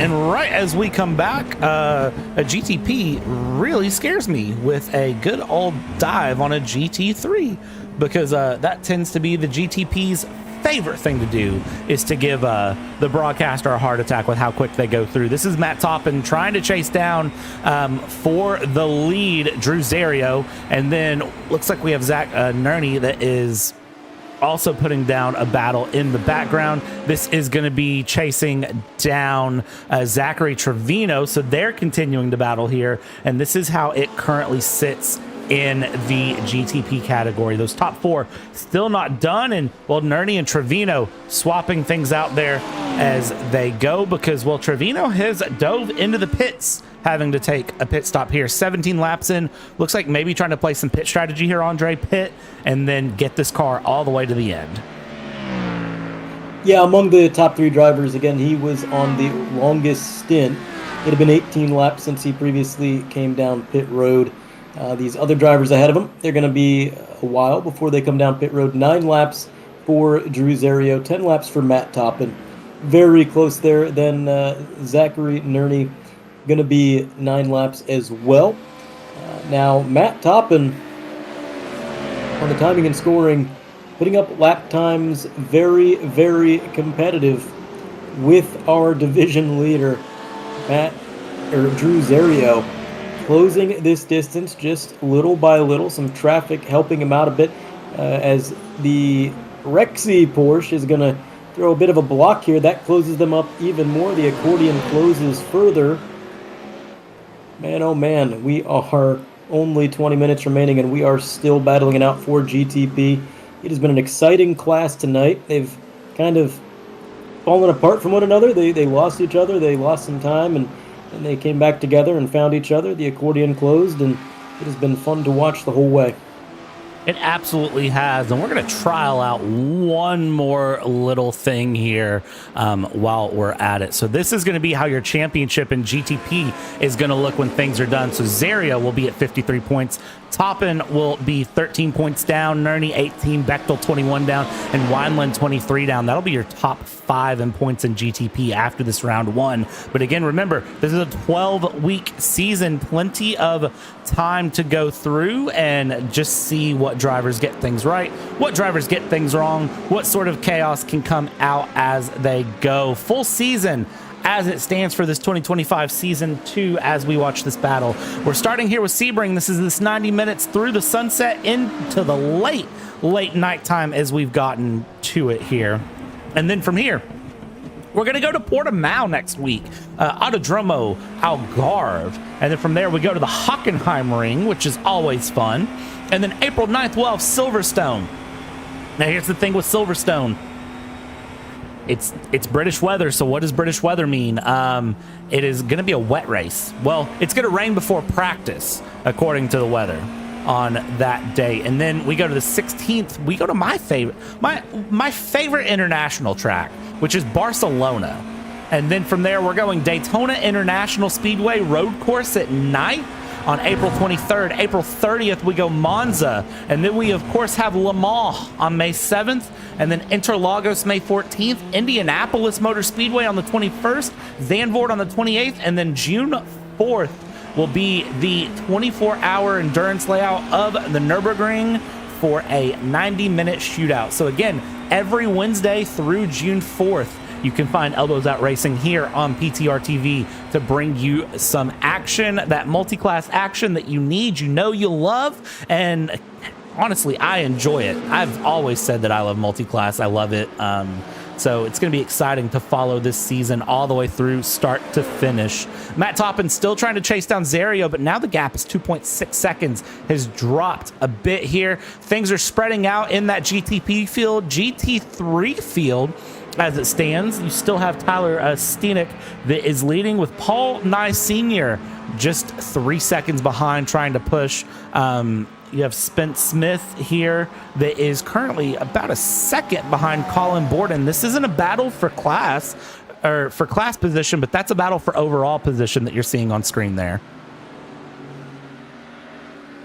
And a good battle it is. And, going back to what you were talking about with Silverstone, Always a chance of wet weather at every race we go to with iRacing, having implemented that late last year. And boy, rain races in iRacing are something. This race has been exciting in and of itself, but if we ever come across a rain race, strap in, it's going to be something. And again, Silverstone looking somewhat likely being in the UK. Yeah, I don't think it ever stops raining there. I think they're in a perpetual state of rain. But either way, a little bit of light flashing going on among these drivers trying to sort themselves out. Up front in GTP, a lot of those drivers have yet to pit as well. But Zachary Trevino, that's the driver we're going to kind of pay attention to lap time-wise. He is on 2-lap-old tires, so they're just now coming up to temp, which means he has a full lap on the cold tires, Brad. And the lap time difference is astounding. A 150.8 to Drew Zario's last lap, which was a 148 flat. So almost 3 full seconds because those tires were not up to temp. That is massive. The handling on those cold tires has to be nothing short of abysmal. It's horrendous. And I will be honest with you, if you have not tried to do a lap on the GTP since the iRacing update, you need to do it. I did one and it was absolutely painful. It was something that I was comfortable with, and I know I did Daytona, which is literally my favorite class or my favorite track, and it didn't go well. It didn't go well at all. Ricardo has had a moment here. Ricardo for racing. So let's see if we can find a quick replay of what happened to Ricardo. So this is what I have for a moment, and it looks like Ricardo running wide into the grass and just pulling off and going back to the pits. I don't know what might have happened there, but it looks like just having a moment. Magnus McFald's having a moment as well. Let's see if we can catch what happened with Magnus. And it looks like for Magnus, this is again just going a little slow, going to the pits. Not sure what may have happened with him. Unfortunately, just something not going right for him there, which is not ever what we want to see. But now he is in the pits here. This is live pictures back on your screen. So he is in the pits, sitting stationary. 17 and a half minutes left to go, Andre. Gap 1.5 seconds for the race lead. I have a feeling we still have a race lead battle on our hands. Yeah, it's definitely an opportunity. And again, I think they're going to find each other once they come down pit road. The time that Trevino's going to gain on those fresh tires that he's been on for a while is going to put him up there, and then it's going to fluctuate again. The drivers with the fresher tires, such as Ario and Toppin, will probably rise back towards the front, but only time will tell. Do want to say, hope everything is okay with Ricardo. You generally, if a driver just randomly pulls off the track and takes the tow, it means that they had to step away from the sim, so hopefully nothing serious going on, and hopefully everything's okay there. But only reason I say that is we had some drivers in another league that I spectate. I don't commentate it anymore, but one of the driver had a tornado within 100 yards of his house. He had to step away from the sim, and always kind of have things like that on your mind. But either way, the battle up front continuing on 1.1 seconds. The difference between Zario and Topin. Zach Nerney going to be about 5 seconds back from second place. 7 seconds from the leader overall. Benjamin Bechtel, he's a ways back there. 32 seconds off the leader in P4. Eric Wineland is 35 seconds to the negative there, top 5. Outside of the top 5, Eric Mack is on the recovery tour, Brad. He has really been moving. He had over a lap to make up, and now he finds himself just outside the top 5. 9 seconds behind Wineland. I'll tell you what, he had a bad start to the night, but he's making the best of it. Yeah, and Zario and Toppin here swapping positions, so that is a pretty interesting moment to see. Zario running a little wide there, and Toppin able to get the pass done. So now Toppin will come across the line, take over first place, and we'll see how that goes over for this remaining 15 seconds. Quick replay here of how that pass specifically happened, because Zario pulled off something that we've seen all night. Just a little wiggle there, saved the car with that big wiggle, and then took things back around, thankfully able to hold on to it.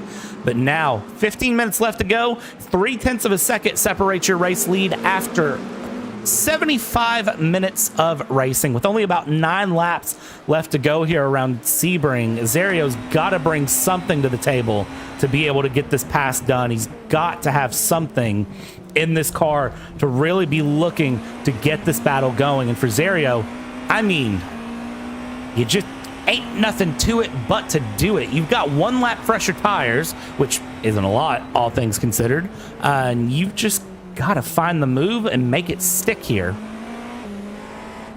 Yeah, and you know, how many times has Drew Zario been on the offensive tonight? It seems like he gets up there, he leads a few laps, and then finds himself shuffled in the fray and kind of has to go on the attack. He has been the cat in a lot of the cat and mouse situations that we've seen playing out in that 860. Some of these, seems like sector 1 of the track, he's a lot quicker. And I'll tell you, he is really outbraking going into these corners, sending it in deep, which is exactly where he got into trouble with Eric Mack earlier. So got to be cautious of that. But he's going to pull up to the bumper down into Sunset. Man, oh man, getting a little bit of slipstream here. How deep will he send it? Will he try to make the move? I think it'd be a little bit bold to try to do it from that far back, but he is going to down to the inside. Late onto the brakes. He's going to put it side by side, coming to the start-finish line through this double right-hander. Don't think he's quite going to get there. Toppin's going to hold on to it for now, but now switching back to the bottom again. It's a bit of a crossover maneuver for the overall lead. Not quite going to make it happen. Toppin playing really good defense here, using a lap GT3 as a pick. Going to give himself a little bit of breathing room. But boy, oh boy, you can tell Zario is hungry. He wants this position. He is really going for it.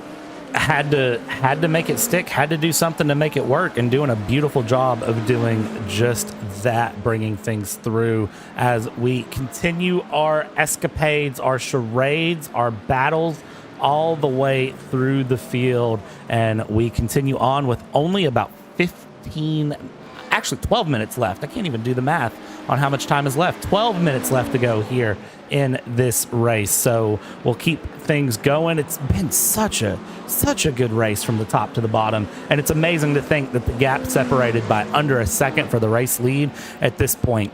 Again, checking in with your GT3 Pro leader, Tyler Steenick, is sitting about 4 seconds clear of Paul Nye Sr., who is just down the road there back. Magnus McFaulds currently in the pits, so we're seeing drivers do different strategies here at the moment on things. Seba Cornez,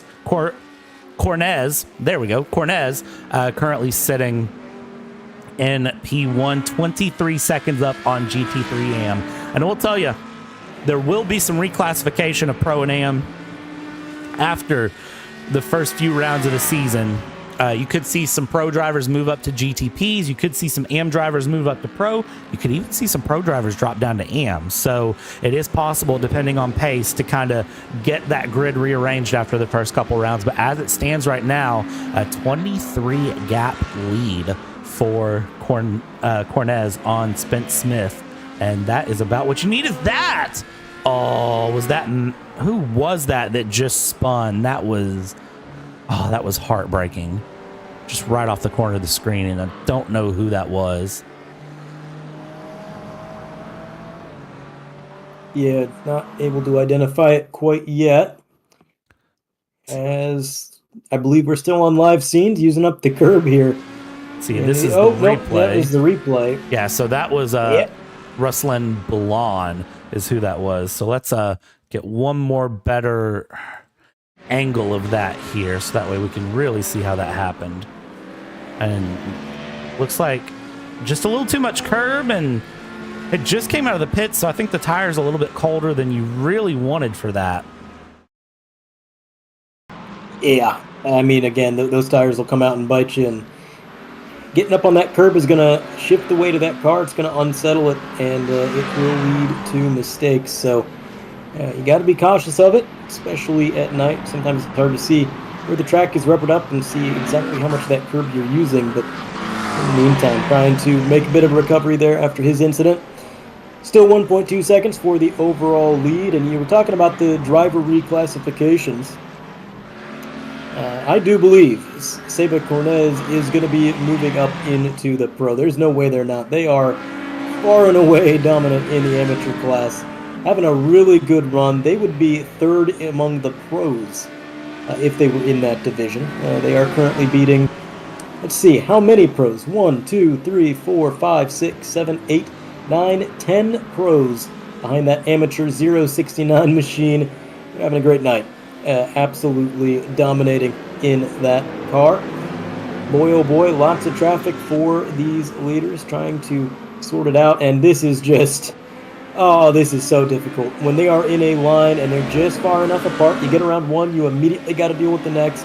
There is about 2 cars up the road for these guys. They're going to be dealing with this for the better part of this lap. It is going to be tough.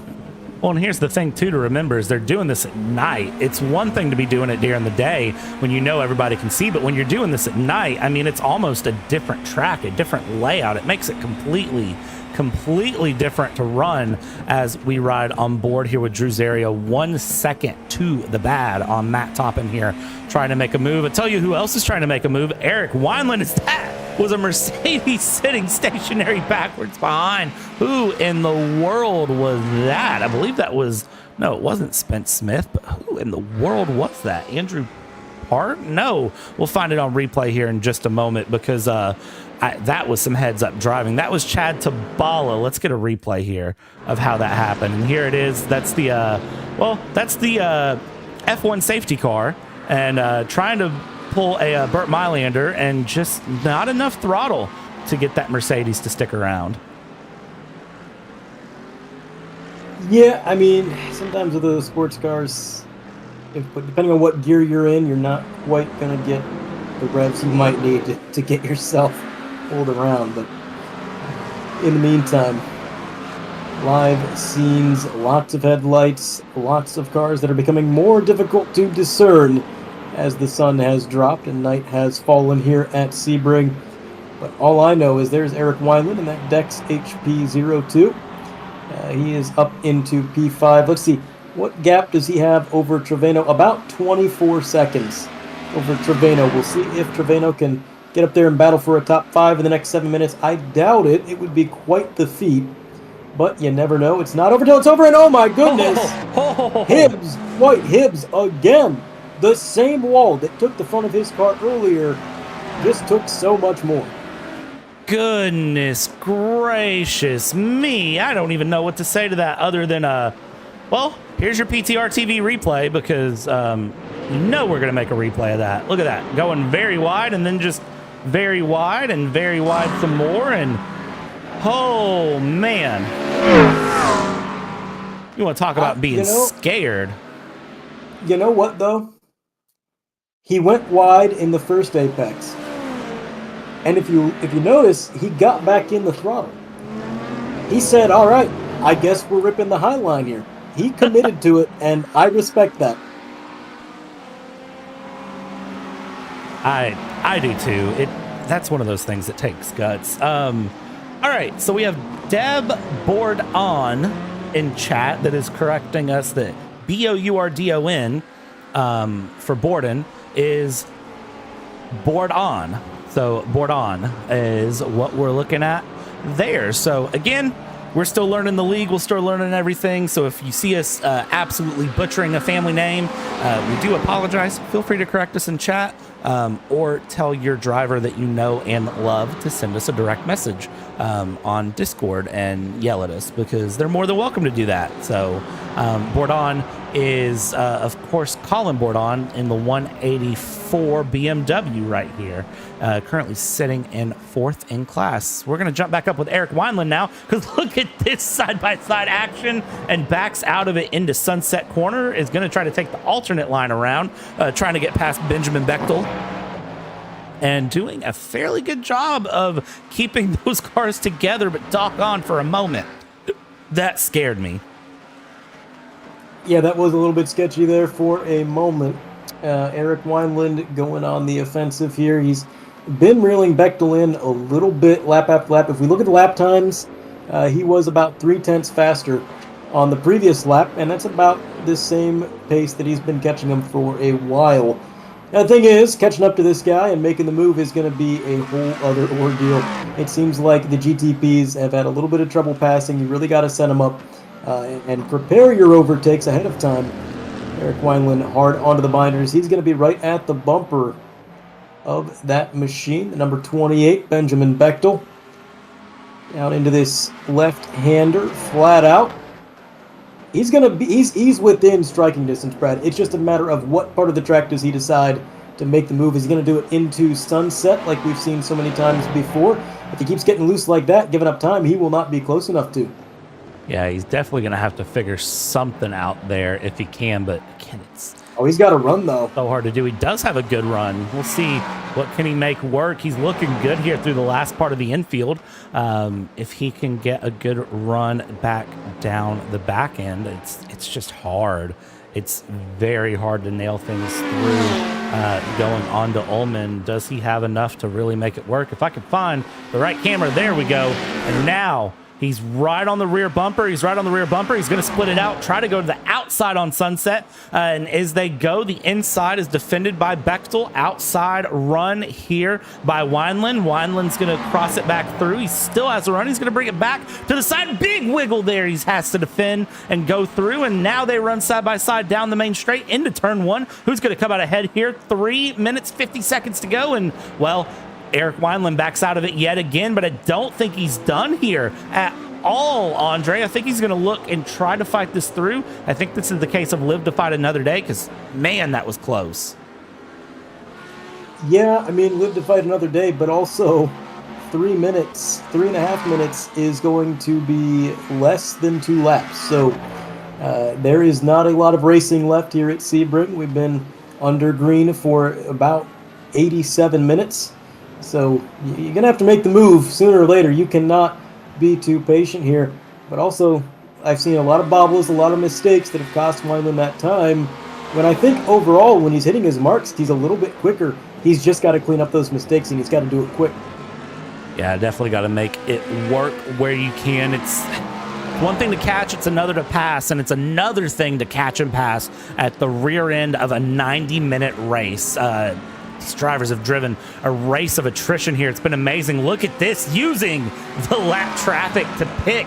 Beautiful move there. I believe that was Martin Merkva that they actually used for the bit of help. If I'm not mistaken, that's probably the wrong GT3. Still trying to learn who is whom in this race. But now, beautiful move. Wineland up into 4th place in class and pulls out an 0.8 of a second gap on Bechtel very, very quickly there, trying to keep things moving. That is a great move there for Wineland to make with just 2 minutes left to go. And that's going to move him from 5th up to 4th, and over the season, every single point is going to matter. So getting him right at the end of this race, if he can hold on to it, it's going to be hugely beneficial. Up front, Matt Toppin had pulled out to about 1.8 seconds. Now the gap down to 1.4. So Drew Zerio throwing a bit of a late race effort into catching him. I'm not sure he's going to be able to get there in time. Again, we are at 1:46 remaining, which I believe should more or less, it'll be the white flag next time they cross the stripe, depending on where they are on the circuit right now. So if you are Matt Toppin, you just have to hit your marks. I mean, at the start of this race, if you were Matt Toppin, did you think you even had a chance with the way it looked? And then all sorts of things happen, comers and goers, wrecks, pit road, all sorts of things in between. You find yourself at the lead, just over a minute left. The nerves have got to be high. Yeah, we follow Matt Toppin here, and this is what the drivers are seeing right now. This is down Sunset. We had that blinding sun at the start of the race, and now it's just pitch black as we go through. Again, you know, Sebring traditionally runs the 12 hours of Sebring as they go through. We jump on the flag stand. Barney is waving the white flag here, so it is going to be final lap, final victory run for Matt Toppin and Drew Zerio to bring things through first and second.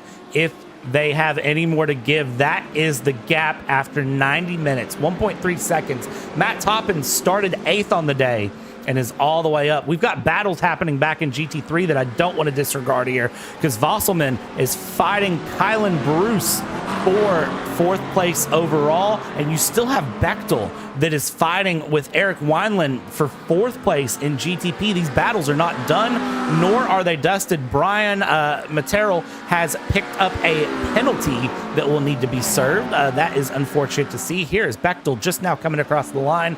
That is the gap that Matt Toppin has pulled on the field. Matt Toppin now bringing it in through, I believe this is... I'm not even going to try to say the corner number because I just blanked on my corner numbers for Sebring, but coming through the final half of the lap here, so plenty of time to be found here for them. 1 second the gap between Toppin and Zerio, but I mean, Andre, what can you say? Toppin's had a beautiful race. Zerio, I really thought had this race in command, but in the end, Toppin was able to put it together. Well, don't speak so soon. Under a second now. I don't know what's going on, but I'll tell you what, down Sunset for the final time, I don't think that Zerio is going to be close enough to make a move, but boy, did he throw an effort into it. He caught him almost a full second made up on this final lap into the double right-hander for the final time. Now I think we can say Matt Toppin has had a wonderful race. Checkered flag flies for that number 50. Drew Zerio gave it his all. 0.7 of a second from victory. He started this lap 1.6 seconds back, so almost a full second made up, but it wasn't enough. Zach Nerney going to take the final step on the podium. Eric Wineland holding on to P4 for the time being. Everybody's sailing it down into the tire barriers. Tyler Stanek is looking to win his GT Pro division. In the Mustang, he's got quite a gap. Over second place, Paul Nye Sr., and Seba Cornez in the amateur division, far and away. Can't even see the other amateurs there so far up ahead. Takes it in 12th overall, but first in class. And Seba here, half a second back off of Paul Nye Sr., trying to put a little bit of a pressure through. You see the light flashing there from Seba, just saying like, hey, this has been a fun race. This has been good. Paul Nye Sr., of course, one of the admin here in the league, bringing things through. Traditionally a very fast driver. I believe won 2025 Season 1, but in Season 2, Tyler Stanek is going to be bringing it through, brings it across the line for the win. Paul Nye will come across for second. And as you said, Seba Cornez will bring it across the line to win this round 1 here at Sebring, the final driver that needed to bring it through. Man, what a race. I tell you what, a 90-minute race, it almost didn't feel enough. I understand why people run 12 hours of Sebring, because that was fun. Yeah, that was quite the race. I could have made a lot of predictions going into this race. I don't think very many of them would have been accurate, because I was surprised quite a few times tonight by the things that we saw, and overall it was a great race. I mean, watching Drew Zerio really push that car and try to get to the lead on the last lap, being within striking distance after 90 minutes, it's impressive that they would stay that close together after all that time. And the other untold story here, Eric Mack works his way up to 7th in class after everything. But we'll take a look at the total overall results here. Matt Toppin going to be your winner in that 50. Drew Zerio, Zachary Nerney, Eric Wineland, Benjamin Bechtel, Zachary Trevino, Eric Mack, Wyatt Kennedy, going to be P8. P9 goes to Bob Carey, and Nicholas Strode, after a lap 1 spin, comes back to the top 10. P11 in division, going to be Dwight Hibbs. He had an adventurous night. P12, shotgun on the GTPs, Ricardo Ferracin, or Ferracin, maybe, I'm not 100% sure. He took a step away from the sim a little bit earlier in the night. He's going to bring it home last. Looking at the GT3 Pro field as it stands, Tyler Stanek did pull out the win there in that Ford Mustang GT3, ahead of Paul Nye Sr. in the Chevy Corvette Z06 by 6 seconds. Third place was Martin Merkva, fourth place Colin Bourdon, and fifth place was Jeff Lorianti. There we go. Man, these names. Drivers are going to have to give us a pronunciation chart for this. Sixth place, Chris Stewart. Seventh place, Max Poe. Brian Materrell in P8. Hunter Hoffman in P9. And Daniel Pinero in P10. Moving on in GT3 Pro, Ethan Murphy and Magnus McFalds, your 12 drivers there. In the GT3 AMs, Seba Cornez, 34 seconds on Tuan Sharma.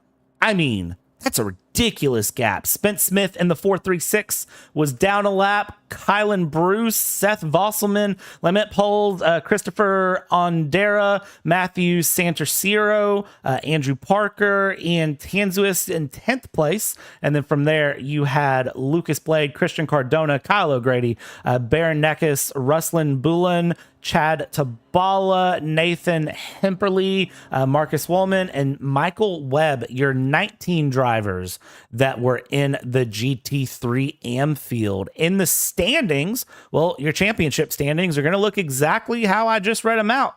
Matt Toppin with 51 points, Drew Zario down 8, Zachary Nerney down 16, Eric Weinland 19, 21 to Bechtel, Trevino down 22, and you continue on down. In GT3 Pro, well, it's going to be sitting similar. Tyler Steenick at 50, Paul Nye Sr. at 40, and work your way from there.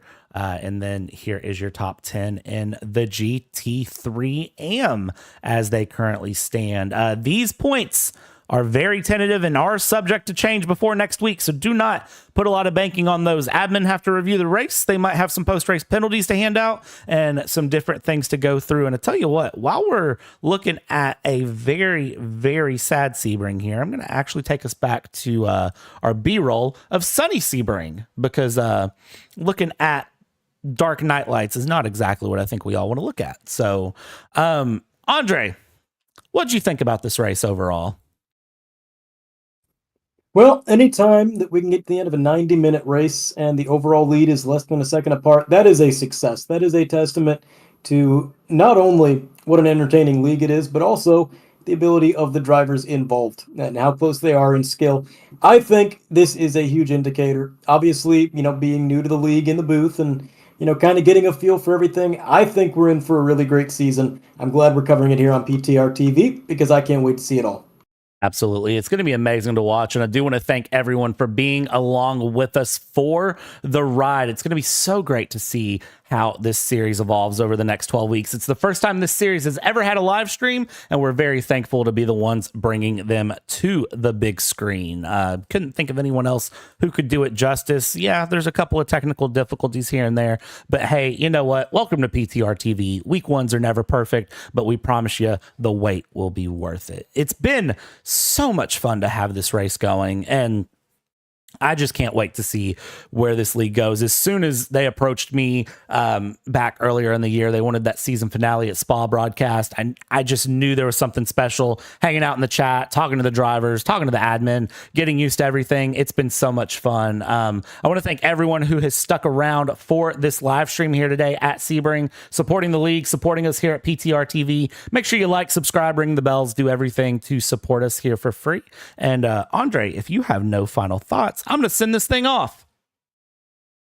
All right. Well, again, final thoughts that I have are just, thanks everybody in chat and everybody who stuck around to watch some good racing with us here. And thanks to the league for bringing us on. We really do appreciate it.